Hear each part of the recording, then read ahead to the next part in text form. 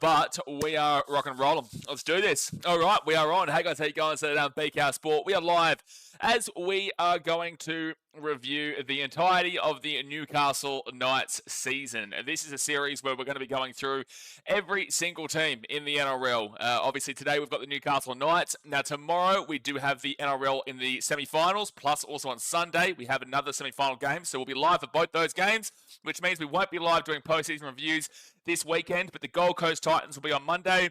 The St. George Illawarra Dragons will be on Tuesday. The South Sydney Rabbitohs on Wednesday.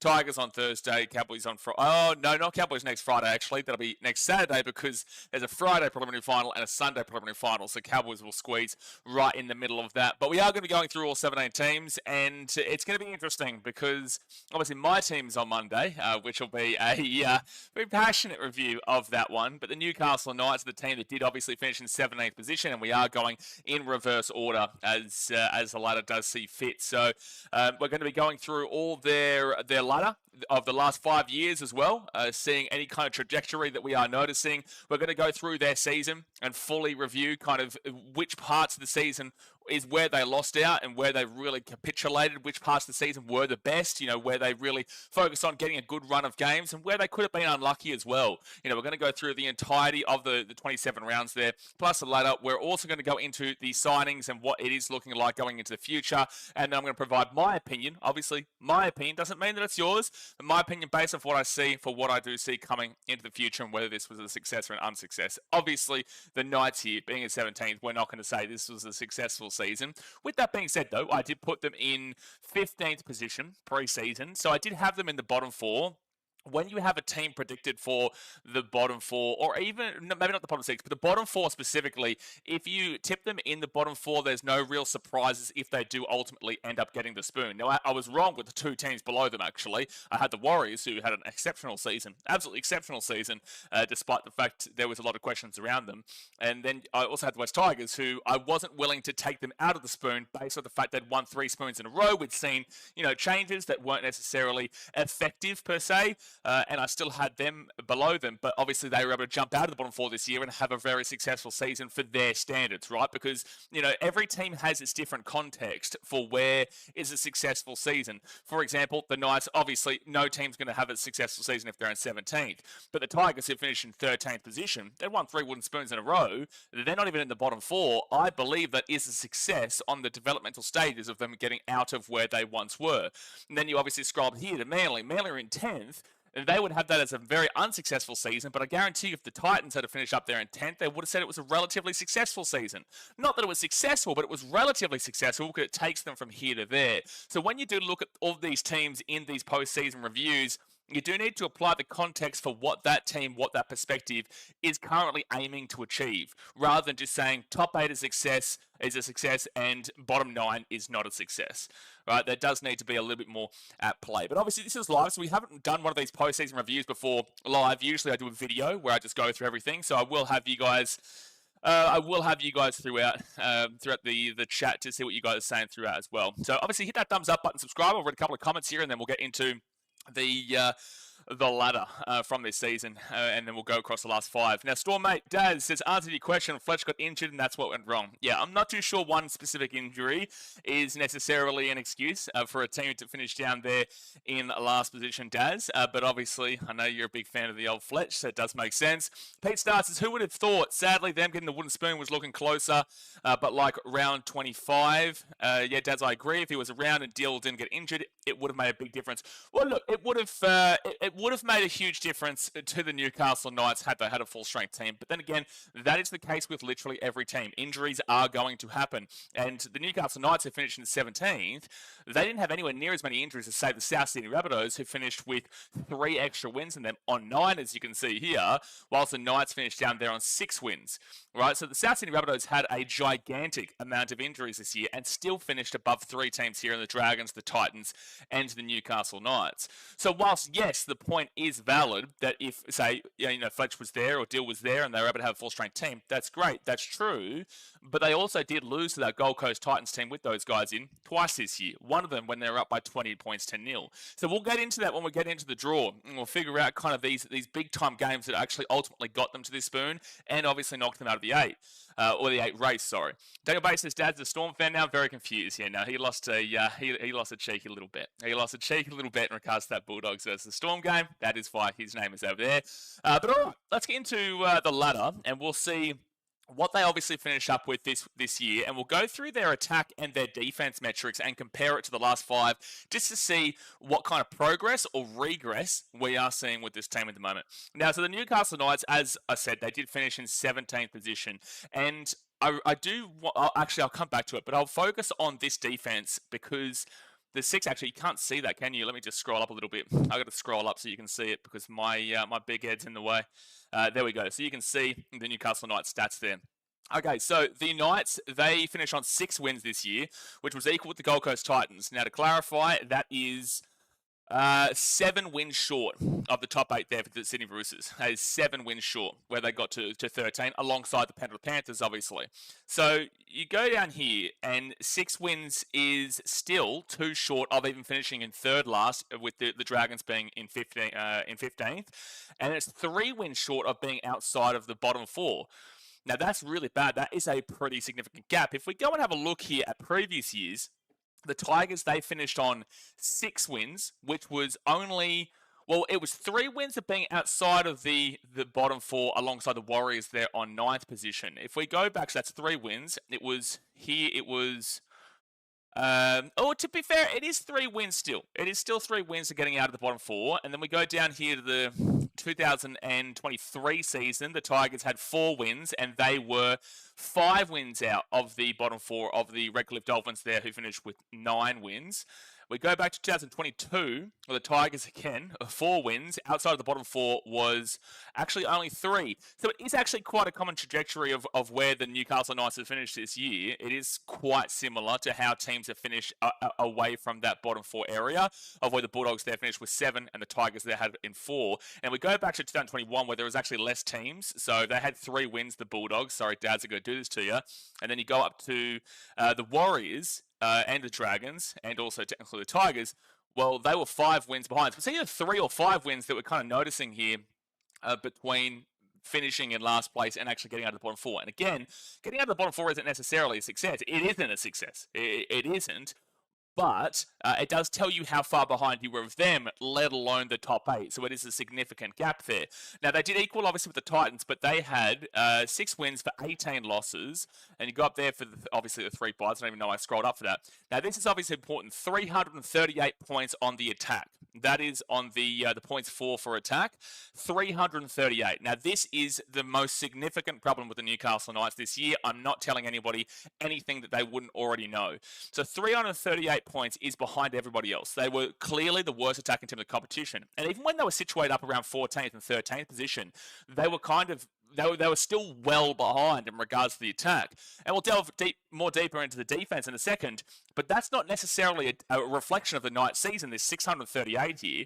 That's not necessarily a reflection of how this season actually ultimately went down for Newcastle. The last 6 or so weeks, they completely fell off the wagon. They completely, fell down the shitter effectively, and their defense turned into absolute diabolicalness. It was like the Cowboys. It was like the Dolphins and the Titans. The Knights were actually a top 4, top 5 defensive team for a long portion of the season, despite the fact that they were down here in the bottom 4, bottom 5 kind of area, which obviously focuses on this number here of the 338. As I said, all 16 other teams above them had a better attack than them.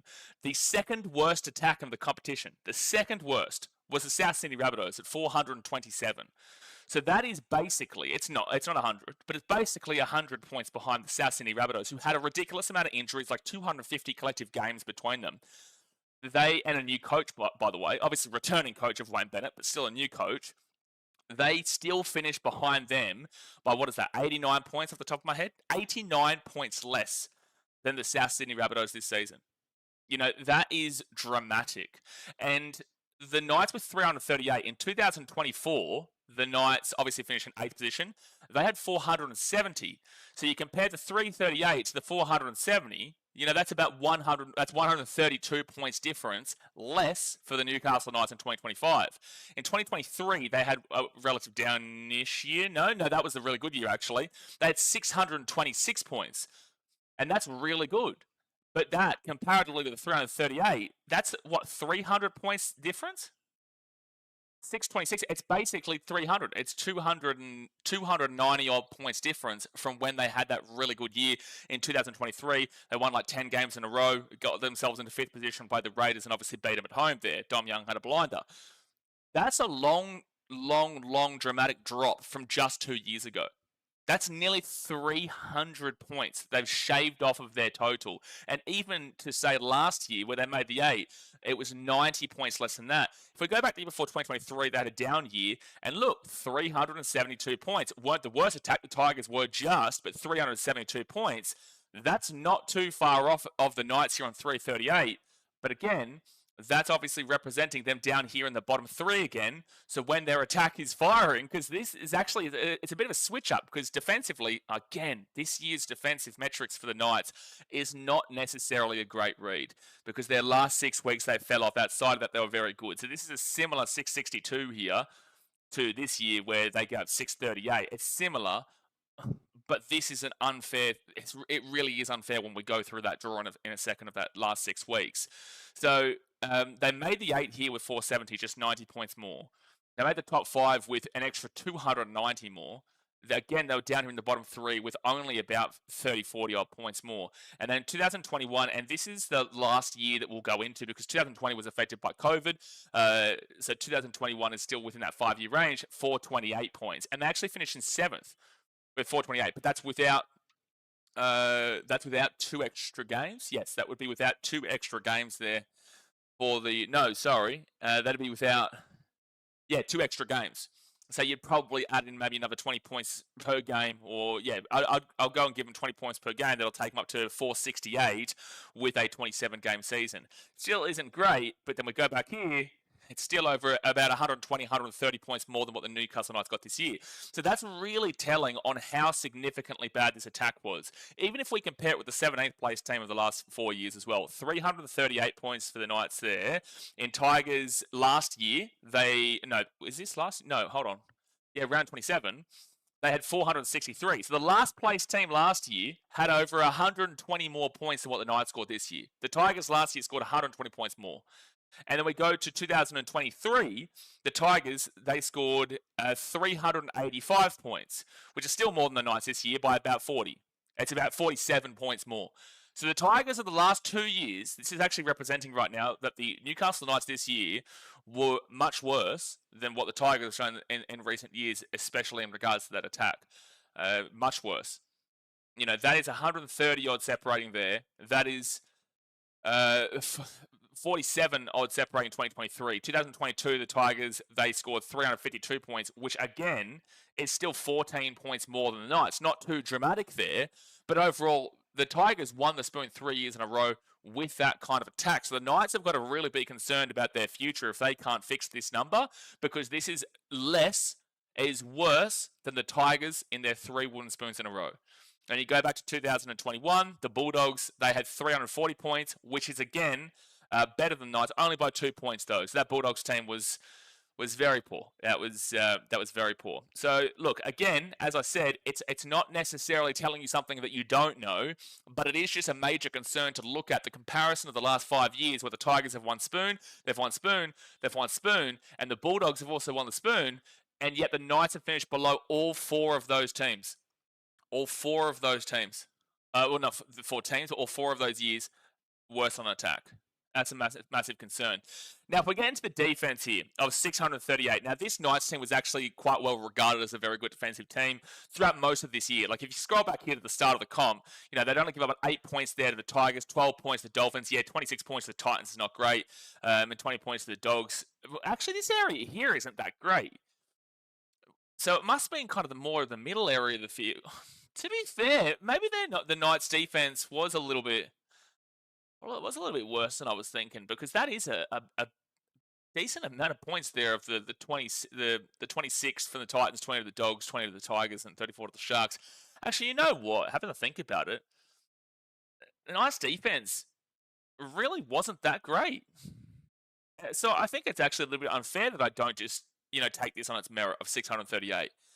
Because, I know that at the back end of this year, 40 points, 66 points, 46 points, 38 points, 48 points, that's diabolical. That's way worse than what they were giving up at the beginning of the year, where it was, 24 points and 26 points and 28 points and whatnot. There's a couple of, little ones here with that Panthers 25-6. But, yeah, maybe their defense just was bad.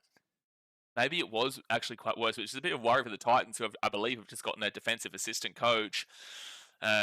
Because that is not necessarily showing you a great deal of a sign there. But anyway, so 638 points. We'll take it for its merit. This is minus 300 on their points differential. We'll get into that in a second. But 638 points against. Now, the teams that were worse than them on defense this year were the Titans on 719. The Dragons weren't too far in front of them, but had a better defense. The Cowboys, obviously, if you finish below those two teams defensively, there's a serious problem. I think that's it. Even the Dolphins, who gave up a ridiculous amount of points in the back end of that year, 596, which is still 40-odd better than the Newcastle Knights there. There was only two teams. The Knights actually finishing the third worst defense of the comp, obviously alongside their first worst on the attack. Now, defensively speaking, so we saw the Knights were behind the Tigers, and Bulldogs on attack. So let's look at the defense of the last 5 years. So 638, the Tigers, they conceded 750, so much worse. Actually, the Knights defense this year was better than quite a few teams. Better than the Eels, better than the Rabbitohs, better than the Tigers, better than the Titans. It was actually pretty close to the 11th place Dragons there. You're not going to see that in the top 8 there. But overall, they had a better defense than what the Tigers did last year. The year before that, the Tigers 675, so this was 638, so better than the Tigers there by about 40-odd. And then the Tigers here was 679 against, which, again, is, 40, 50-odd better. And in 2021, the Bulldogs, 710. And mind you, that was with less games. Actually, no, it wasn't, sorry. No, it wasn't. Just the addition of the bye. There were still 24 games played. My bad there. So the point is that the Knights' defense was actually better by a decent margin than all 4 of those previous wooden spooners. So that is a little bit of a benefit. But again, you don't want to even be compared to those last 4 wooden spooners. But the point is their attack was worse, but their defense was better. And 638, again, on its merit of these last 6 games is what really screwed them here. It's what really, really screwed them because they got 66 points there, 40 points to the Sharks. That's 106 in their last 2 weeks. There's 152 in their last 3 weeks, inclusive the Broncos game. And their last month of football, it was close to 200 points against them. It was close to 200 points against them, inclusive of that Cowboys game. And it's close to 250 points against them in the last 5 weeks, inclusive of the Panthers. And if you want to go back to the Rays, so basically basically 300 points. Close enough anyway. Close enough to 300 points post that Warriors game they conceded. Close to 300 points. That is gigantic. And I will also grant them, though, the Raiders are a good team. They finished first. The Panthers are a good team. 4 premierships in a row, plus also finished in the top 8. Cowboys, they found a little bit of form in regards to their attack in the back end of the season, but to only score 4 points is obviously a major concern for their attack. 46 points to the Broncos, good team. 40 points to the Sharks, good team. 66 points to the Eels. Never, ever excusing 66 points, but the Eels obviously found a great deal of form at that back end of the year, where if they played like that all year, they probably would have been a top 8 team. But obviously they had Mitchell Moses injury and all that kind of jazz. So, look, overall, that wound them up with a minus 300 points differential, which is worse than the Titans in second last, minus 199. By 101 points, it's a separator. 101 points. And compare that to the Tigers of last year, minus 287. So the Tigers had a better points differential last year than the Knights. But it was by a similar second place margin to the Rabbitohs there of minus 188. Quite a similar margin between last and second last points differential. But again, the Tigers had a better points differential of minus 287, and then there was minus 290 here. So it's not like you're completely, not that you want to be compared to this Tigers team, but you're not too far off what they were kind of achieving. But again, it was still better. Minus 290 is still 10 points better off than what you guys are at. And then minus 327. So you did have a better points differential. You weren't too far off the 16th place Warriors in 15th back in 2022. But you did have a better differential by 27 points to the West Tigers in 2022. And then in the Bulldogs, they have minus 370. Wowee, that's a completely different Bulldogs team to what we see nowadays, eh? Minus 370 is a crazy switch up. And again, it's around that 100 points between second last and last. So realistically, that should actually be telling you when you're looking at Wooden Spooners in that back month to see who's going to get it, really focus in on that points differential swing, because it will drop off by about 100 is what we're obviously seeing there. So look, overall, ladder-wise, from what we're seeing across this last 5 years, like Knights, actually I didn't mention the Knights defensively. So yeah, the 638 here, last year the Knights gave up 510. So that's 128 points difference between their last year and this year. The year before that, when the Knights finished in 5th, they had 451. So just in 2 years, the attack of 626 has dropped off to 338, and the defense of 451 has dropped off to 638. That's nearly a 300 point swing in the attack on a negative, and a 200 odd point swing on defense in a negative. This is why I always tell people all the time when they say like, oh, I don't think this team can win the next 5 years. Well, it's bullshit. This team, the next year is never guaranteed. It is never guaranteed, let alone 2 years down the track, let alone 3 years down the track. I don't think that you can actually really seriously know where a team is going to be at beyond. I can say next year, and then I'd have a good idea about 2027. But I don't think 2028 and beyond, you're going to have any clue. Maybe it does align with where you were looking towards, but I don't think that anything is guaranteed, because this is I don't think any Knights fan would have been thinking in 2023 that in just 2 years' time, we're going to go from 5th place with 626 points scored and 451 points against, which was a fantastic plus 175 points differential. Just 2 years later, coming in 17th position with, mind you, 6 wins there. They had 14 wins there. So over double the amount of wins, nearly double and a half. But over double their wins back in 2023. They shaved that off to just 6 wins and then score 300 less points and concede 200 or so more points for a minus 300. And that's why I say you cannot ever see really past 2-3 years. It's extremely difficult because big things like this do obviously happen. So look, at home this year, they were 2-10. That is really poor, considering the Knights fans are quite well known for really getting out and supporting their team. 2-10 was the worst home record by far. And then the away, the Knights were 4-8. So they're actually better away from home than they were at home. So yeah, look, just really appalling stats here across this. And as it says, their last 5, they obviously lost all 5 of their last games. So it's really disappointing to see this team finish up as low as they've had, because a 2-10 record at home at McDonald's Jones Stadium, which is actually usually quite well known as. I'm not a massive fan of McDonald's Jones as an away fan, not because of being an away fan, but I think it's okay, McDonald's Jones Stadium, but I can understand why Knights fans and Navigatians really get behind it. And I can see that they can make a really strong atmosphere there.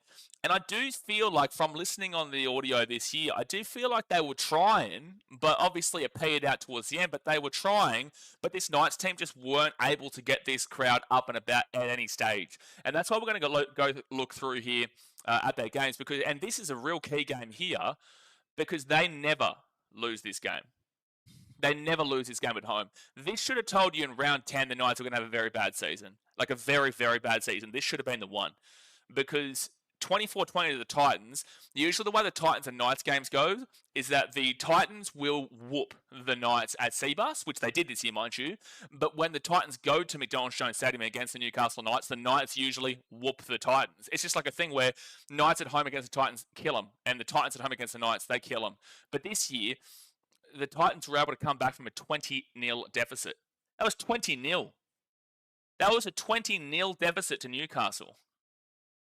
20-0. Yeah, you were allowed boos this year, Branson. I'll agree with you there. And look, fair enough. It actually spurred them on to a win at one stage. What was the game? Was it? I think it was this game, wasn't it? The Manly game where you guys booted half time and came back to win that one at home. I'm pretty certain that was the game. But look, anyway, let's get into the draw to kind of see how their season will piece together. I'll just quickly have a quick look at the chat here to see what people are saying. Stormmate says, I'd rather die, Daniel. Fair enough. Pete Star says, I love your nuanced take on things, Blaze. Appreciate that, Pete. I do try my best, man. Like, obviously, it is just my opinion, but I do try my best to kind of see it from multiple different perspectives. So, we try to mix it up and look at a bigger picture rather than just kind of having a... and that's why it's good being an opposition fan too and doing these. Like when the Titans one comes up on Monday, it's going to be from a passionate Titans fan point of view, whilst when I'm doing these other ones, I'm going to give you a view from a neutral perspective where, look, this team coming last benefited my team this year, even though my team was shit house. But I'm going to try and look at it from an outsider's perspective, which a lot of Knights fans may agree with or disagree with, but it's coming from a person's opinion that isn't meant to, take the piss or insult, that is coming from a more kind of a perspective from outside of the club, where if you just listen to Knights fans, it's going to be very similar in how they think for the most part. Marcel Moose says Knights attack was awful this season. Absolutely. Absolutely. Pete Star says, would it be fair to add to the Knights attack any tries that were taken away due to questionable ref decisions? No. I don't know how to say what I'm 100% getting at, but I think you know what I mean. No, you can't do that because ultimately we do see, whilst it can be unfair and whilst you look at it and say, okay, well, you believe that the Knights were robbed of a try here, blah, blah, blah, all right? You can say that, but every team has questionable decisions go against them. So if you give those questionable decisions to the Newcastle Knights, then you have to give those questionable decisions to all these other teams. And I guarantee you that every single other team in the competition is going to have the viewpoint that, oh, this was definitely a try, oh, this was definitely a no try. Like, I know the game you're probably referring to is maybe, where is that Roosters game? This one. I would say you're probably looking towards that one. In the controversy standings of Dom Young's try, whatever, just those kind of ones. But ultimately, every single team can have that viewpoint. They can have that exact viewpoint that, oh, we're robbed of this and robbed of that. So no, we have to go based off of what we've seen. We can't just go with the hypotheticals or what we believe should have happened. We have to go with what we've seen because everyone gets adjudicated the same. I know people debate that, but everyone gets adjudicated and we have to go via that. Breton says the attack was non-existent this year. Horrible save us. Yep, we'll obviously talk about that in a second. Scott says, Knights of Dylan Brown next year. Will the attack get better? Well, we'll talk about the signings in a moment. But look, I hope so. I hope so because the halves have been a huge issue with the Knights over the last couple of years. Brenton says, I think overall of the comp, more teams leaked points and we didn't score any. Is that true? So, well, you definitely didn't score any. That's a fact. That's a fact. 719 for the Titans. 719, 628, 608, 684. What was last year looking like? 682, 716, 656, 574. No, pretty similar numbers there. 2023, 673, 716. That's insane. The Bulldogs didn't get the spoon with that. And especially considering they only scored 438 points and conceded 769.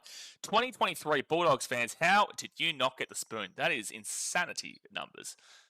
That is insanity numbers. Yeah, they're still only 50 points. Wow, that's actually really crazy. But they still won 3 games more than the Tigers. That's bad. So no, like if you look at the defense of the recent years across the other teams down there in that bottom 5 area, it's still a pretty similar. There's actually more points being given up in previous years.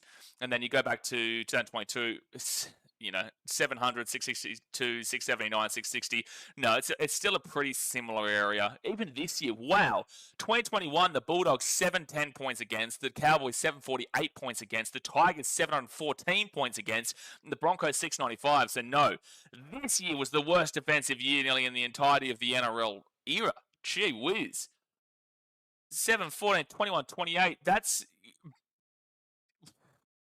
nearly that's nearly 3,000 points conceded just across those 4 teams. Jeez, that was a bad year. Brenton says, fell off a cliff after the Wilds game. Lagan says, we and I got to keep it real here. Nice will probably go back-to-back spoons. Dylan Brown's a big signing, but we'll talk about that. So, okay, that's the ladder for now. So let's get into how their season shaped up. So they obviously opened it up with a 10-8 win over the West Tigers. They're actually down 8-0, I believe, in this game at half time. The Tigers fans were all standing up and cheering it with a standing ovation at half time before the Knights came back to win that game. And then they won 26-12 over the Dolphins. So, look, those first two games here are actually really important because they got two really key wins just to start the year. It doesn't matter who they play. The first 5 games actually isn't about really who you play. It's about, the first 7 games, really. You know what? I'm going to go the first 7 games because usually by 5 to 7 games in, you know how a team is going to be throughout the year. You have a pretty good idea. So if you win your first 2 games, you're already 2-0, and you're already on a really good trajectory to say that by 5 to 7 rounds, we're actually going to be a pretty good team.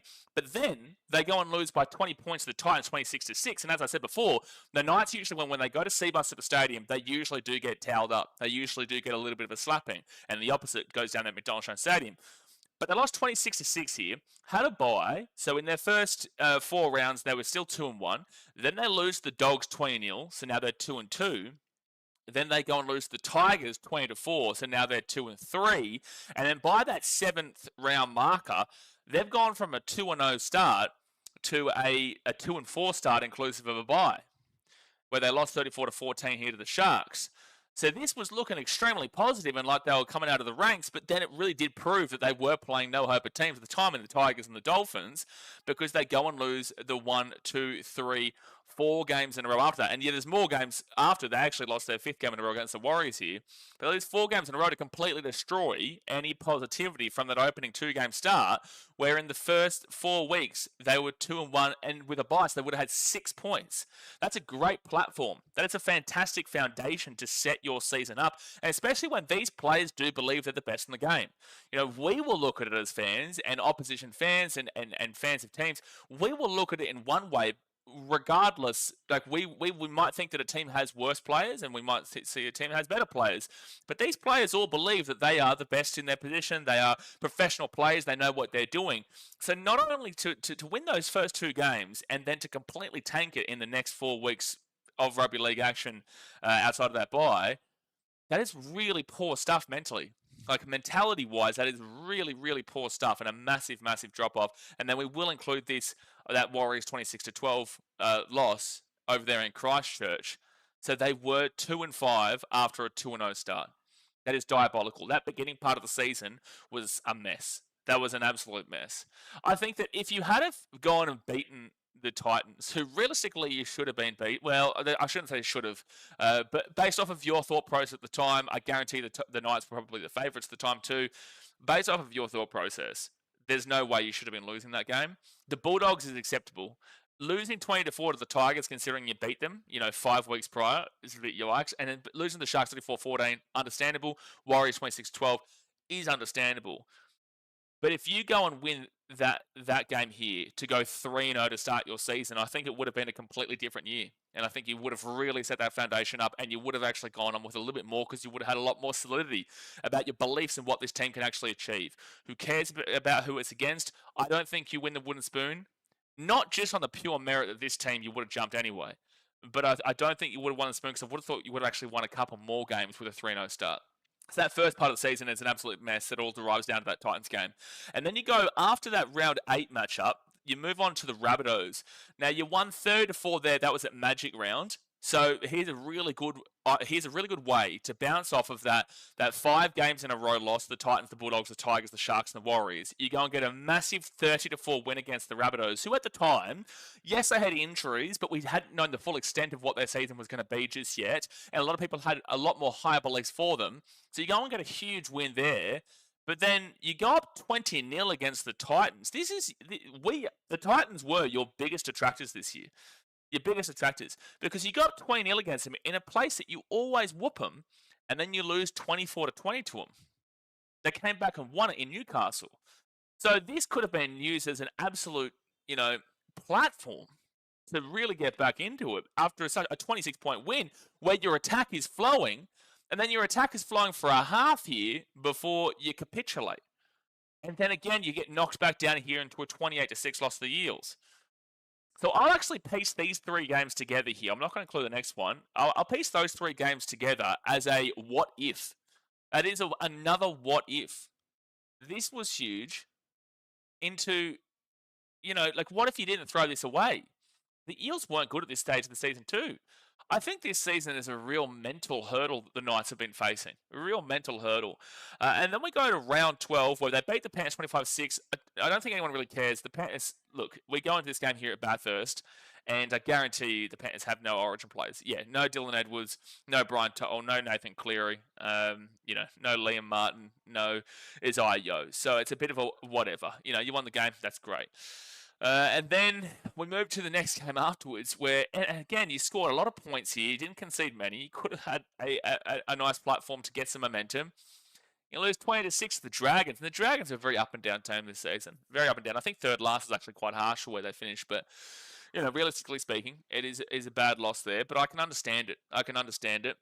The win here against Manly, now this was diabolical at halftime. At halftime, it was like, 16-0 or something?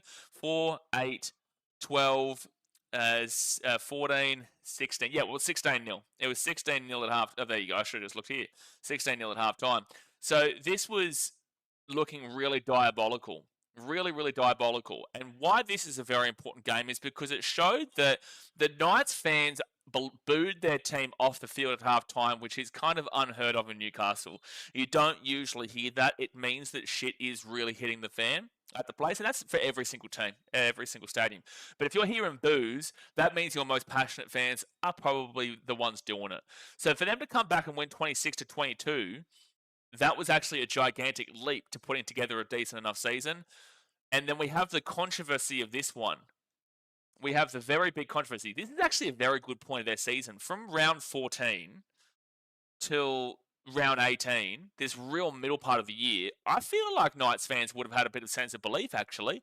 To beat the Manly Seagulls 26-22, this was a controversial game where people can argue, agree, disagree in regards to the Dom Young try. But they only lost by 4 points to a team that did make the 8 in the end. Roosters were a different team at the time, though. Beat the Dolphins 26-20 in a time the Dolphins were scoring 50 points for fun. And then they go and lose to the team that ended up coming first place this year, the Raiders 22-18 in a close game before a bye. So in this time period, they actually received 6 points out of 5 weeks. 6 points out of 5 weeks, inclusive of the bye, and went 2-2 in the 4 specific games. So this is their best point of the season by far. That comeback did spur a little bit of something on. It did. The comeback spurred a little bit of something on. Obviously not enough, but it spurred a bit on. And we go down to after the bye. And look, the Storm won where they lost 13-14. That is understandable. This is the game that got you the spoon. Yeah, sure, you can say the Titans where you conceded the 24 points up 20-0. You can say that. But this is the game that, for me, ended your season. Because you had it won. The Warriors were done. It was 15-14. The Warriors went for a field goal from about 40 out. It got charged down, and then Leka Halasima obviously runs away, breaks away for the try to win the game 20-15, basically under the post. You should have won that game. You just simply should have won that game, and if you do win that game, you don't get the wooden spoon. I don't think it would have changed too much of your backstretch here against teams that should be putting those kind of scores on you. But you wouldn't have got the spoon. That was the game that locked you into last position. Because it just ultimately meant from there the Titans just needed to win, 1 or 2 games from that point. I think it might have just been 1 game, but they just need to win a game or 2 to get above the Knights with 7 rounds to go based off of the teams you're playing, the Raiders, the Panthers, high-flying Cowboys team, Broncos, Sharks, and an Eels team that you actually gave yourself a chance against, but got blown out of the water to an informed team. So this is what crushed you. That crushed you. That really crushed you. And then you go and lose 44-18 to the Raiders. You lose 48-12 to the Panthers, 38-4 to the Cowboys, 46 points to 12 to the Broncos, 40-16 to the Sharks, and then 66-10 against the Eels. When you could have avoided the spoon with a win here. So that showed the tenacity and audacity that this team doesn't have. So ultimately, the 3 biggest games that I would look at that define your season is this Knights versus Warriors game. I think it is also this Roosters versus Knights game. And then it would also be this Titans versus Knights game. Those are the 3 games that define what the Knights were this season. Is what I would say. Will you guys have any disagreements with that in the chat? Ian says they played Crossland. It starts and ends there. It starts and ends with Crossland. Ian says that Tigers game round 6 broke records for knock-ons. That's right. That was an awful game. No, I remember that. That was awful. Pete starts, in terms of tries taken away, I would say refer to the Sharks game while Fletcher Sharp got his try taken off due to obstruction. That's great, Pete. But at the end of the day, man, every team will have grievances with officiating. Every single team. You know, I'll be honest with you, bro. I don't care about that instance, and I don't care about the Roosters instance as well, because ultimately, I guarantee you, Titans fans definitely will complain about certain situations this year. There are obviously Panthers fans complaining about situations this year. Same with the Raiders, same with the Tigers, same with the Bulldogs, same with Warriors. Literally everyone will have their criticism and complaints, bro. You can't nitpick and say, well, the Knights deserve to get these points based off of this is what happened. Well, it's like, okay, well, then we've got to give every single team those points as well. So, no, I got to say, it doesn't matter. Brenton says, pretty much agree with those 3 games. Gary says, good everyone, how you all doing? Yeah, we'll talk about those semi-finals, obviously, tomorrow. Andrew says, good teams get the wins when there is bad calls. Yeah, absolutely. You know, absolutely. And look, Raiders fans are obviously complaining about what happened last week. You know, we're not going to give them the win, and we're not going to give them the points based off of their criticism, because at the end of the day, what happened in the NRL is what happened in the NRL, and that is what we can go off.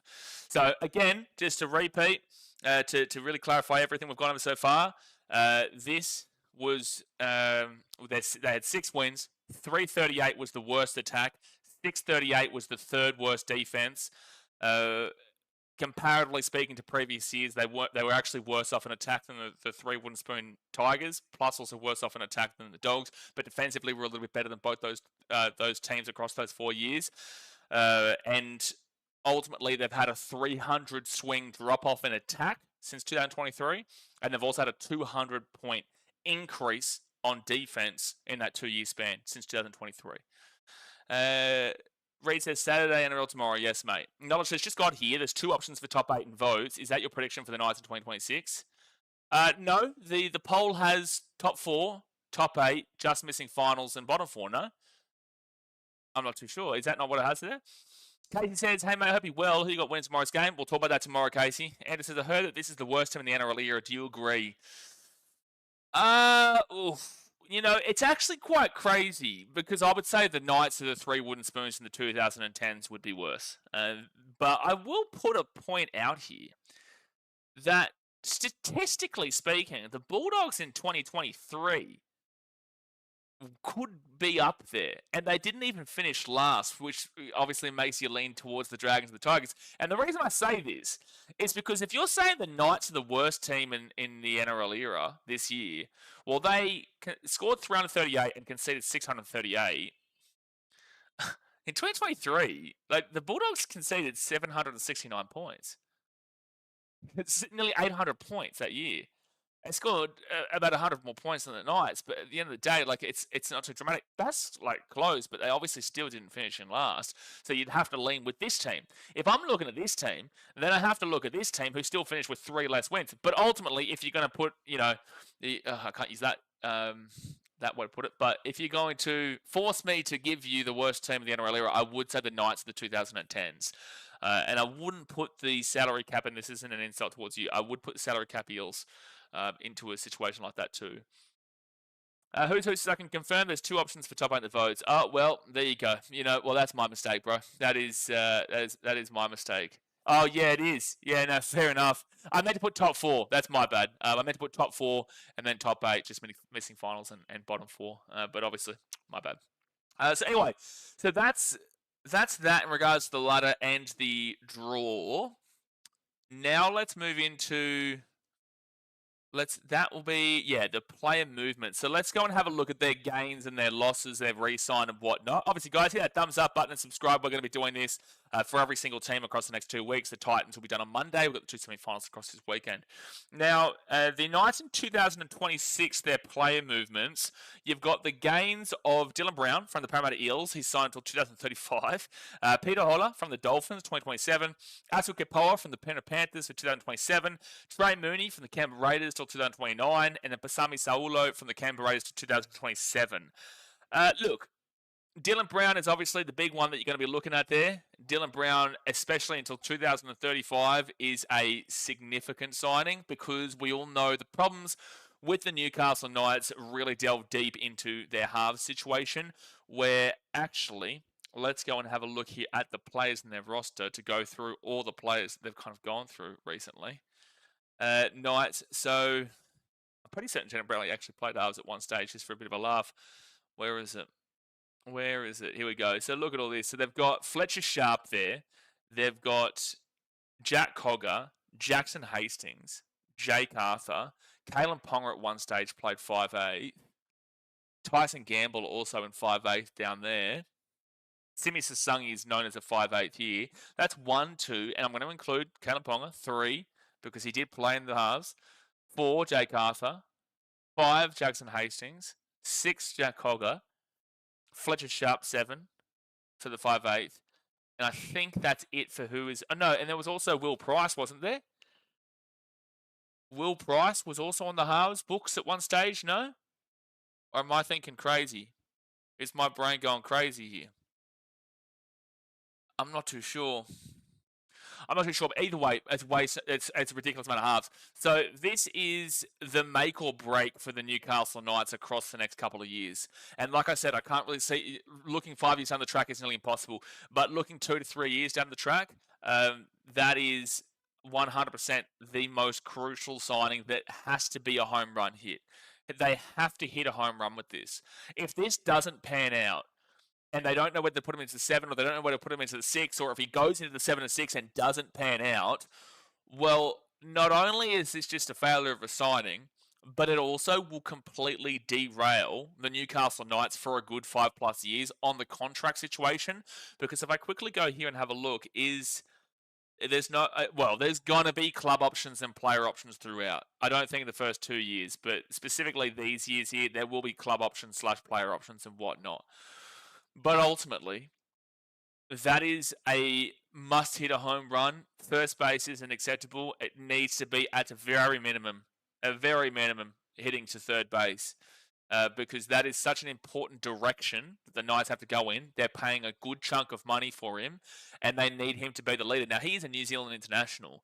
You know, he is a fantastic player when he was at the Parramatta Eels, but he also had Mitchell Moses to be the leader, because when he played the halfback for the Parramatta Eels, it didn't really get it going. Dylan Brown didn't really ultimately make the Eels a force when he was in that halfback position. So I really am of the firm belief that he is a 6.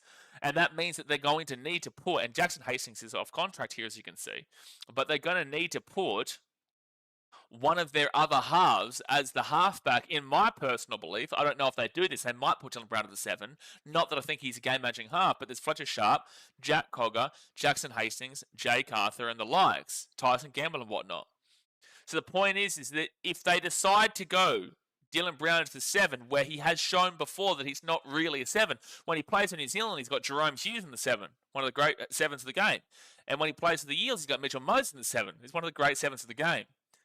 But when he's played that 7, I haven't seen anywhere near enough of the form to warrant him on a big-term contract to be that 7. And I think a 7 is ultimately more important than a 6 in a lot of ways, because they're the game definer, whilst the 6 really is a big-time floater. So I do worry for this signing, because it is a long-term commitment to a player that isn't a guaranteed position. And I say that because he is in the halves, but there is a big difference between the 6 and the 7. And I haven't necessarily seen him do enough to be the 7. So that's a big question mark, but it can be a home run hit. It can be. But it also can be a strikeout, and that would really screw the Knights for quite a while. Peter Holler is a bit like, okay, Asi Kapoa, I don't mind that for depth, and also they just want to try and tinker with this team a little bit. Trey Mooney from the Raiders, he's a tough unit. You know, I'd love to see that. And Pasami Saulo, he's okay. You know, we'll see how he does get on there. Obviously, they're losing a lot of players here. A lot of players. This Knights team is going to look very different over these next couple of years. But in regards to play movements and gains, I will say it's a tentative B+, because this can absolutely bring it to an A+. And these guys are like decent enough to kind of have around the club. They're not like, from off the top of my head, home run signings, but I think there is enough positivity here that could potentially go right. but it could go down too. So I'm okay with this. There's just a lot of uncertainty. Now, in regards to losses, Jake Arthur, Hull FC, Jaden Brayley's gone to the Canberra Raiders, Paul Bryan goes to Manly Seagulls, Brock Greason goes to the Castleford Tigers, Riley Jones to the Cronulla Sharks, Jai Lanane to the New Zealand Warriors, Kai Pearce-Paul to the West Tigers, Will Price to Hull FC, Sebastian Stewart to the Dolphins, Leo Thompson to the Canterbury Bankstown Bulldogs. The biggest names that you're going to see here are Leo Thompson. You're also going to see Will Price, who was a hot prospect. Obviously, they didn't really kind of plan forward with. Kai Pearce-Paul is a huge loss there. And then you've also got, I guess, Jaden Brayley. Not that he's been exceptional in recent years. He didn't really come on. He had a couple of injuries, and it hasn't really panned out. Ultimately, Leo Thompson here, they haven't got a player of that caliber, but they have signed a couple of forwards up here as well anyway. But that is a huge loss there in Leo Thompson, because in the props department, let's go over here. In the props department, you've got, Brock Reese is just gone, as it's just said. Jack Hetherington, Jacob Saifidi, Leo Thompson, Lachlan Crouch, Matt Croker, Tyrone Thompson, who I believe is maybe off. I could be wrong here. I thought I heard something about him being off. And then Will Sullivan. No one jumps. Their name doesn't jump out at you there. No one does. I get Jacob Saifidi has played Origin level before for New South Wales, but his name doesn't jump off the paper at you. Again, that's the one name that jumps off the paper at you, Leo Thompson, props-wise. Adam Elliott, I guess, can play in the 10 if you really wanted to put him there. And there's a couple of other players that you can kind of shove there. But overall, they are looking... Oh, Tyrone is gone and Hetherington. Okay, so the Knights are in a bit of trouble, eh? No, they're in a bit of trouble in regards to their prop department losing Leo Thompson. That is really huge. I think they can kind of get away with the Kai Pearce-Paul one. It does free up a lot of the cap there. So Kai Pearce-Paul goes out. What are the second rowers they've got? Tyson Frizzell. He'd be getting to the back of his career now. Thomas Cant. You've got... the Kai Pearce-Paul's gone. Jermaine McEwen. Francis Manulua, not too sure. Dylan Lucas, Brodie Jones. We can mix up positions. I think you can get away with the loss of Kai Pearce-Paul. I don't like it because it's a bit of X factor. Not that he became the player that a lot of people expect him to be, but it is a bit of X factor there. I don't like it, but I think you can get away with it. But there's no signings here to represent that you're kind of looking towards that department, so it must mean that they're pretty confident in regards to what they've got. Jaden Brayley gone means who's your hooker? Jaden Brayley gone, so who's going to be your hooker? Like, obviously Crossland's there, but surely not. Do you have anybody else that really looks at playing hooker? Unless you're bringing up someone from the youngsters. Matthew Arthur, Phoenix Crossland. That's it. So your hooker's Phoenix Crossland. They're going to go with Crossland. Matthew Arthur is there, Brenton. I can see that, but I don't know. Do they make that change? Are the Knights? Are you of your belief of your organisation? Do you believe the Knights are going to make that adjustment, or are they going to go with the confidence of what they've seen in 2023 of Crossland, but also I guess a lot more of stability in what they know? Do you think they will stick with Crossland, or do you think they make the big decision to go to Matthew Arthur? Because there is a lot of changes coming, but also you don't want to change everything. Changing everything just starts you off completely at scratch, and it's like, sure, you can do that, but it's going to set you up for a bit of a longer-term rebuild rather than a more so 2-3 year rebuild. Maybe Sanders Smith did hear that. Tyson Gamble's hooker, I guess you can look at that. You do need to figure out where you have, because they've got all these halves in the book, so you do need to figure it out. Anyway, that is a big question mark in regards to what their hooker situation does look like. I think they probably do stick there with Phoenix Crossland, but we'll have to wait and see. Outside of that, Jake Arthur needed to go. Paul Bryan, not too sure about. Brock Greason, sure. Riley Jones, sure. Jai Lanane, sure. Again, Will Price just didn't pan out, and Sebastian Stewart, sure. So it's not like there's a ridiculous amount of losses outside of Leo Thompson and Kai Pearce-Paul and Jaden Brayley to talk about. They are just obviously refurbishing this club, and they need to from the 17th position. It's just as simple as that. And here we go. So, Brenton, I'm going to disagree with you. I don't think they play Matt Arthur. Re-signed. Croker to 2027, Phoenix Crossland to 2028. They like Crossland. There's no way that anyone, and this is the thing though, Justin Holbrook is the new coach now, so what does he decide and what does he do, and how much of a reign, how much is he able to actually implement into this Newcastle Knights team? Because, like, for example, with Desi Hasler, he wasn't able to have free reign comparatively. So I hope that Justin Holbrook, who obviously I know a lot about, and I've known him over the years, I hope that he has the free reign to adjust his club to the way that he wants to develop it. But Phoenix Crossland being signed in 2028 does not give you good confidence that he's not going to be that number 9. If you want him to be the 9, that gives you confidence. If you don't want him to be the 9, that right there doesn't give you confidence. It means that they believe in Phoenix Crossland. Tyson Frizzell, 2026. Dan Gagai, 2026. Fletcher Hunt, 2027. Brodie Jones, 2026. Elijah Salesa, Leo Moana, 2027. And Fletcher Sharp, 2028. I think these are all fine. Matt Croker is a solid worker. Nothing bad about that. Crossland, 50-50, but you can't get rid of your hooker right now. You don't have hooker depth at all. Tyson Frizzell, good re-signing. Dane Gagai, must re-sign. Fletcher Hunt, good re-signing. Brodie Jones, solid. Elijah Salesa, Leo Moana. Haven't seen a really great deal out of him, but I'll trust that this is an okay signing, and at least depth-wise. I think I've seen his name on the bench a couple of times. And then Fletcher Sharp, great re-signing there for 2028. With the off-contract being Adam Elliott, Jackson Hastings, Jack Hetherington, and Mason Teagues. As we just found out, Jack Hetherington is off. Mason Teague, I wouldn't really necessarily care. Jackson Hastings, his time's clearly done at Newcastle. And then Adam Elliott, well, who would you put in your 13 if you're going to let him go? Or Matt Croker is, sorry. So that may be the case, because I think the last game of the season, I'm going to quickly go here, because I don't need this anymore. The last game of the season for the Newcastle Knights, was Croker your 13? Was Croker the 13 against the Eels? Team list. And then we go down here. It was Matt Croker. Yeah. It was Matt Croker. But then again, who was it that...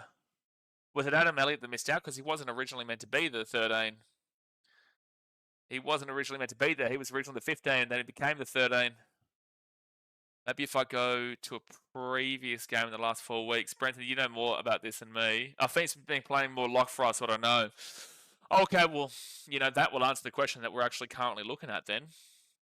That would answer the question if they are looking more so to play the 13 in Crossland, Hooker, Jane Bradley. But also, is that, or Tyson Frizzell, but then Kai Pearce-Paul goes, which, yeah. There's a lot of mix-up to come. Frizz has been stopping lock with Phoenix. Yeah, I don't know what Justin Holbrook does, to be fair. I don't know. There's a lot of questions that need to be asked about this roster and the playing positions. Obviously, we do have the discussion point around what Kalen Pong is doing as well. I think he signed till 2027, or is it 2028? I'm not too sure. So, yeah, these guys are all on contract, obviously not being re-signed. So that means their 13 position is between Phoenix Crossland and Tyson Frizzell at this point, or Matt Croker. Then the hooker is between Phoenix Crossland or Matt Arthur. I would assume maybe there's a potential of Tyson Campbell, as someone was saying. And there's still the discussion in regards to the halves. So what do we know? Based off of all this, what do we know about the direction the Knights are taking? I don't think we can have a direction for the Newcastle Knights until next year. I think Justin Holbrook has got a direction. He's going to come in, and he knows what he wants to do, but I don't think us as fans and the public will know jack shit about what the Knights are going to do until after next year. I can't see the Knights going and having this absolutely miraculous season where they turn to world beaters. Sure, we could see a season where they're competitive, but I also think there's too many concerns around the halves. There's too many concerns around the hookers right now. The lock, the depth in the front row department. They've got Dane Gagai, who is obviously aging in the back line. We don't know what's happening with Kalen Ponga and his intention to stay. And they leak a lot of points and they don't score a lot of damn well points. They've also adjusted their assistant coach. I think Blake Green stayed, which I believe he's the attacking coach of the Knights, which is odd. Whilst I believe they let go of their defensive coach, the Titans, which is odd, because if you're going to say a positive from the Knights this season, it would have been their defense for the majority. And if you would have said a negative, you would have said their attack. So it's really odd that they've decided to go with that. At least they haven't gone Blake Green as the coach, though. I think that's a very big positive, because I do advocate for Justin quite strongly. I think that was the correct decision there. Lagan says, Trey Mooney going to the Knights isn't bad. No, I didn't say it was bad. No, I think that overall this is all pretty decent. It just has a very uncertain vibe around this one. That's very uncertain. Dylan Brown for 2035 is very uncertain. It can be a home run. It can also be a strikeout. But Trey Mooney is solid enough. Solo is solid enough because Kapoa I'm okay with, and Peter Holler, it's like, sure. Brenton says, did Brian McDermott go to the Titans? Yes, Brenton. Yes, from what I'm aware. So that's the play movements overall. I think play movements wise, I will say there just isn't, there hasn't been, unless they're saying Trey Mooney is going to be the replacement effectively for Leo Thompson. Or are they saying Saulo is that guy? Because that's a Kapoa.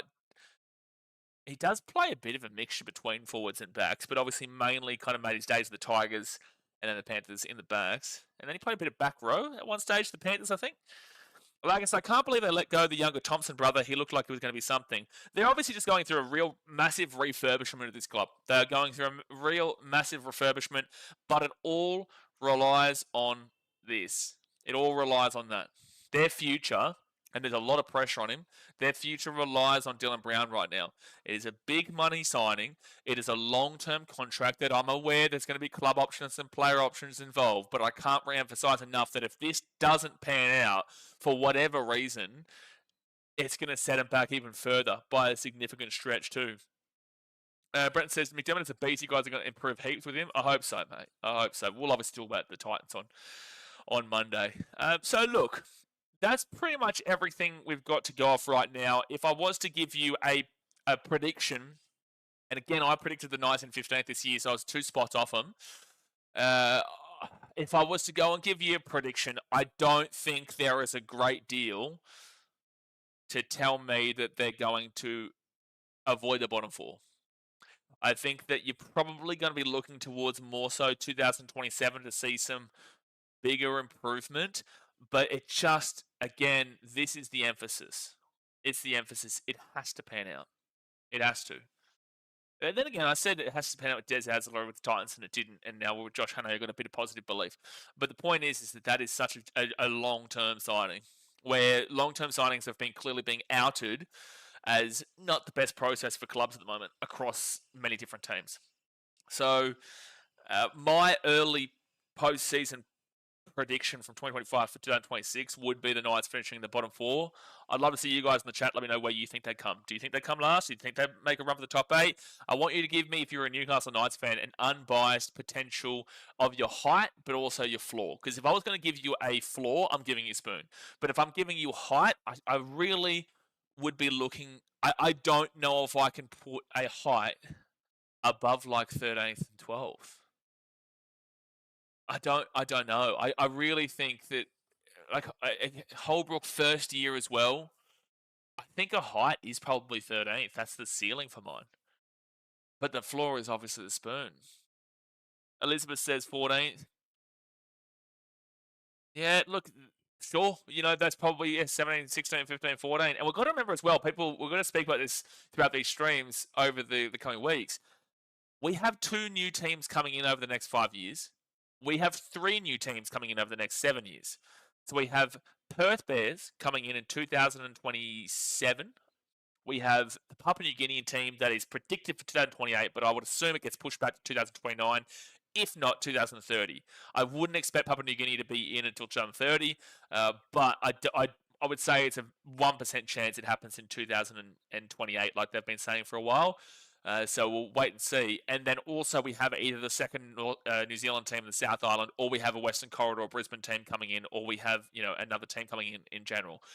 So you've got to remember that if you are a club in a rebuilding situation, like if you are one of these 6 teams, maybe not so much the Eels, but like I would say the Knights, the Titans, the Dragons, maybe not so much the Rabbitohs, because the Rabbitohs were just injury pieced apart, but the Knights, the Titans, the Dragons, the Tigers, and the Cowboys. If you are a part of these 5 teams, and I will actually include the Dolphins here at 9th position, which is a bit of a ballsy shot, but if you're one of those 5 teams, you should be a bit concerned.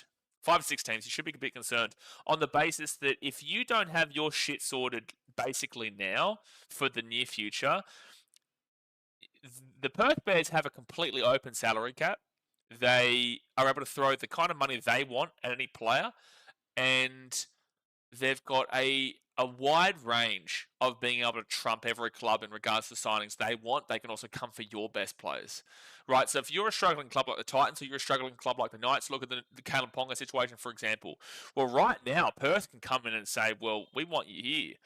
And I guarantee you Ponga jumps at it. And I wouldn't be surprised if the Knights obviously do, move in a different direction because it obviously hasn't been necessarily working out. Point is that these clubs coming in are going to smash the free agency market. They're going to trump you for the players that you want in regards to signings. And they've got a full salary cap available right now. So it is concerning times for rebuilding teams when you've got 3 new teams coming in within the next 7 years before 2032 Brisbane Olympics. 3. So this is probably the last year, but with that being said, from November 1, the Perth Bears are allowed to talk to anyone. The Perth Bears are allowed to talk to anyone from November 1 in less than 2 months' time. Papua New Guinea a couple of years away. They'll obviously more so go internally, but they will get some big name signings because they will be based out of Cairns. And they won't actually have to pay tax base of it because they'll be playing for a Papua New Guinea team, and that's a big loophole that they've made there in Papua New Guinea. So I wouldn't be surprised if players do go there, and then we've got that second New Zealand team potentially. So it's a very concerning signs for teams that are rebuilding. Very. Pete Sart says, I reckon if they have a good season, maybe 7th or 6th. Pete, you've got to be a nice fan. 7th or 6th. What teams what are the teams you have below them? 7th or 6th for this Newcastle Knights team? You'd have to be a Knights fan. And that's not me trying to insult you. I'm just trying to figure out where you're coming from here. Because I'm completely off your wavelength. I'm trying to figure out. So you think that they'll be able to improve from 17th with a good season to where the Warriors and the Panthers finished this year? So you're telling me that you think that this Knights team next year has the potential to be what the Warriors and Panthers were this year? That's a big step. That's a dramatic step. That is a big, big, dramatic step. I can't see it. Aspect says, yeah, but who the fuck wants to live in Perth? We all good until the next one. Yeah, sure, that's your opinion. But also, if you're getting offered $1.4 million to go and live in Perth, or actually, yeah, well, they will live in Perth, even though they'll play a couple of games in North Sydney. But if you're getting paid $1.4 million, a lot of the time, blokes are going to be like, how high? Done for us, how high? If you that kind of money, dude, that kind of money with a free cap space, like a lot of clubs would want to sign a guy like Ponga. A lot of clubs would want to sign all these big time players, but they can't afford them. But if you're getting that kind of significant contract, and then also you're getting all the benefits that are associated with being that one club over there as well, mind you, there's a lot of benefits they'll receive. They'll receive a ridiculous amount of benefits. Yeah, sure, but you're going to be living over in Perth, but you're going to be back over on the eastern parts of the state of the country a lot throughout the season, a majority throughout the season, realistically, because again, you'll probably get 8 games or so, or maybe 7 games in Perth, and then you'll have 4 games or whatever, 5 games in North Sydney. So you've got that, plus you've got the away games where you'll be in Queensland, you'll be 1 game in New Zealand, you'll be down in Victoria, Canberra. You're actually still not really, for the most part, getting too smashed by living in Perth, and then ultimately they can just come back in the off-season. I don't think that's as big of a negative draw card as you probably imagine. Aspect says, I'm trying to convince myself not to worry. Well, sorry, but I understand why you're trying not to worry, but yeah, there's a reason for it. 7-6, I'll be surprised, 100%. I reckon because during 2016 and 2019, we won 4 wooden spoons in a row, but when Adam O'Brien came over, we made it to, I think, 7th in 2020. Well, 2020 is an unfair season to base it off because that was the COVID year. So, yeah, they did come 7th year. That was 7 games less than what we're seeing right now, and it was 4 games less. Ultimately speaking, it was 4 games less played than what we're seeing right now. So it's a bit of I don't include any of this because ultimately the Titans would have actually made the top 8 this year if there was a full season. They obviously didn't. They didn't. Whatever. But it was looking extremely likely at one stage. It's just the season was too short. So I don't look at anything from this year.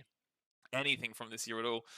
But look, ultimately, like I've said multiple times as well, multiple times, next year is never guaranteed.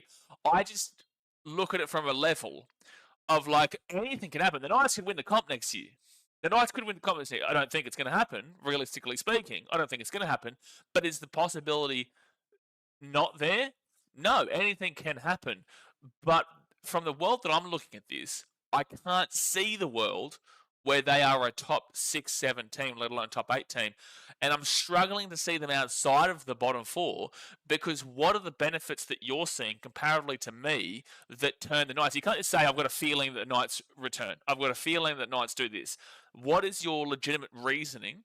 The reasoning. And you, again, Adam O'Brien got criticised to oblivion. So you got to remove Adam O'Brien. And then you can't just say that because Adam O'Brien did it, that means Justin Holbrook's going to do it. Based off of what statistic or what player or what situation do you feel will improve the Knights from a 17th place team to the equivalent of what the Warriors and the Panthers did in 25?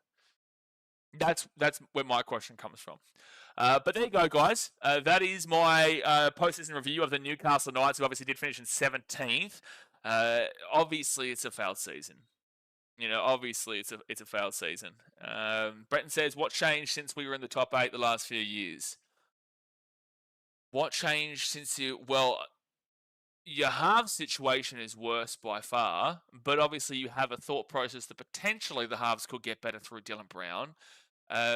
Ultimately, there is a common trajectory since 2023. Your defense has regressed by 200 extra points, and your attack has regressed by 300 less points.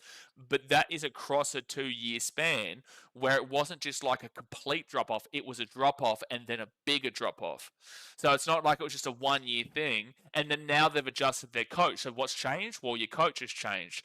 What's changed, obviously, you don't have the same halves combination that you were going with in 2023. And also, I will say, 2023, that was a bit of an outlier too on the basis that for the most part of that year, they were in last. Like for a large portion of the year. And then they won 10 games in a row and then ultimately ended up getting into the finals. So it's like that's a hard year to read because if you want to look at the first half of the year, it lines up with how 2024 and 2025 went. But if you line up with the back half of the year, it doesn't line up with how the following 2 years do go. So it's a very difficult year to read that. It just depends on what part of the season you look at. If you remove that second half of the year for the 10 games in a row, 2.5 seasons make sense. But if you include that, 2 years makes sense, and then this year is just a bit of an outlier comparatively. And it's like getting into the 8 for the Newcastle Knights is fine, and I'm aware that it's something that you do aim to achieve. But if you're not going to win the comp, what's the point? You know, like what's the point of it? So, are you saying, as a Knights fan, would you say that's a success to make the 8? Would you say, and I'm saying on a consistent level, because if you made the 8 this year or you make the 8 next year, I would say, comparatively wise, you would classify it as a success. But then again, we've seen it from previous years that the Knights just get to 8th or 7th place. Maybe they'll win week 1, but they're definitely bounced out week 2. More often than not, they'll get bounced out week 1. So is it ultimately a success when you can consistently do that? We get to 8th or 7th and then get knocked out straight away? Or 5th, win the first game against the Raiders, who are lucky to get there, and then get knocked out by about 30, 40 points in New Zealand the week after. Is that a success to you? It's not like it's a wrong opinion that you might have, but is that a success for you? Pete Starks is true, but new coach made a big difference. Sure, but Adam O'Brien and Justin Holbrook were very separate. I'd say if we don't make 7th or 6th next year, then I think maybe 2027 we finish lower. We'll have a better attack, though. Justin Holbrook is a less conservative attack. Agreed, but your defense will drop off, and your defense was already obviously at 638. So Justin Holbrook was a very solid coach in a lot of areas for the Titans, where he was able to get the attack going for sure. But the biggest cons were that was when the Titans were throwing away those big leads. Like we were up 26-0 and lost. There was multiple games where like we led 28-10 against Manly and we lost that game like 54-32 or some shit like that. That was a big problem with Justin Holbrook, is that he was a really good man and I loved him as a bloke. Really good human. And he is a good attacking coach, but he has no semblance of understanding of the defense. He doesn't. And that's why at the Roosters he's really good, because he can really focus on his attack, which is great. And you do see with the Roosters, their attack is pretty free-flowing for the most part, but he doesn't have to focus on the defense. So that's the worry there for the Knights, is that not only did they lose their defensive assistant coach, to the Titans, but they're also getting Justin Holbrook, who doesn't necessarily care too much for the defense, was very successful over there in the Super League, but in the NRL has shown that the defense isn't as big of a platform for what he wants to try to achieve. So that is a major concern for Newcastle in regards to that. But it will improve your attack. But does that happen next year? Does it happen next year when there is so much uncertainty throughout the 17? Does it happen immediately? It says, I kind of mean in the sense that besides a new coach, we didn't make big signings in that time and lost our only good 7 in that time. Yes, but what are you trying to say? Are you trying to say that this is still the same team, so that ultimately means they should come 6th or 7th next year? Is that what you're trying to say? Again, this is opinion. Like, I'm just trying to figure out where you guys are coming from. Aspect says, for me, I've experienced Dragons make finals once in like 8 years. So any finals, even if I come 8 and lose the first week, I'll be happy. So Aspects is to explain the difference between how I'm talking here between Knights fans and Dragons fans, and even say Titans fans. So for the Dragons, sure, okay. So you've experienced Dragons make finals once in like 8 years, right? Don't feel too bad because ultimately you won a premiership 15 years ago. But remove that thought process from the fact. With you don't make finals a dramatic amount recently, and you have had quite a few struggling years in comparison. So it's not a consistent thing like with the Newcastle Knights, where consistently across the last 5 years, they have had a couple of years where they do make it into the top 8. They do make it there in 8th or 7th or 15th, not 15th, 8th or 7th or 5th position, but it's like they do nothing with it. So the question that I'm putting out there is, okay, they make the top 8 on their first year as a success.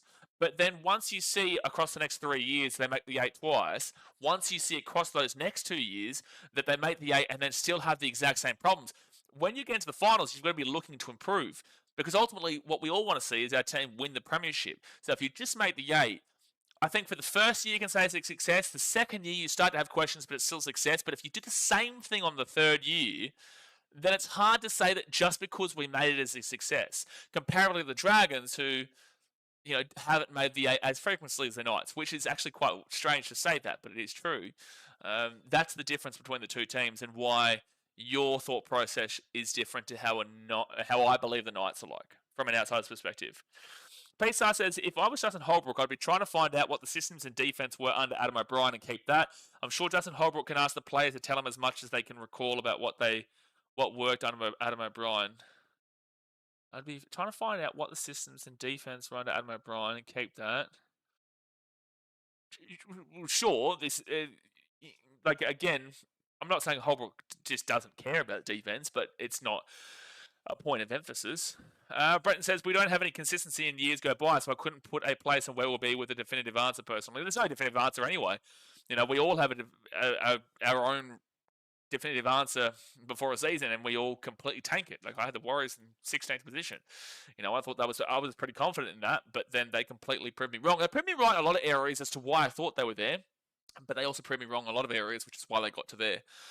So, ultimately speaking, that's just kind of how the cookie crumbles. When you come to predicting, it's never a guaranteed lock. But guys, I'm going to jump off here for now. So tomorrow we will have. Tomorrow we are going to have the Raiders versus Sharks semi-final at Canberra, and then we will also be live on Sunday for the Bulldogs versus the Panthers game.